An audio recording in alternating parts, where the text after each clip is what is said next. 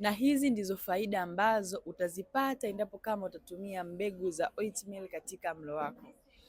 Jambo la kwanza, oatmeal huwa ina kiwango kikubwa sana cha nyuzinyuzi hasa beta glucan ambayo huwa inasaidia kushusha kiwango cha cholesterol katika tumbo lako na mishipa midogo midogo ya damu.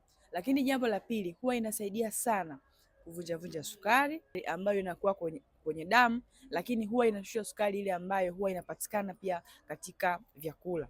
Lakini jambo la tatu, huwa inasaidia sana katika kuboresha tumbo lako usipate hali ya njaa sana. Yaani unapokula chakula basi ukiwa umechanganya na oatmeal huwa inasaidia kulifanya tumbo lako kuwa limeshiba na kuondoa ile hamu ya kuwa na njaa sana ama hamu ya kula mara kwa mara.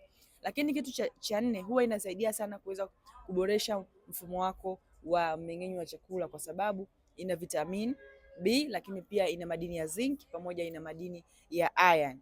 Ni vizuri zaidi kuweza kutumia mbegu za oatmeal ili uweze kuboresha afya yako ya tumbo na afya ya mwili wako kwa ujumla.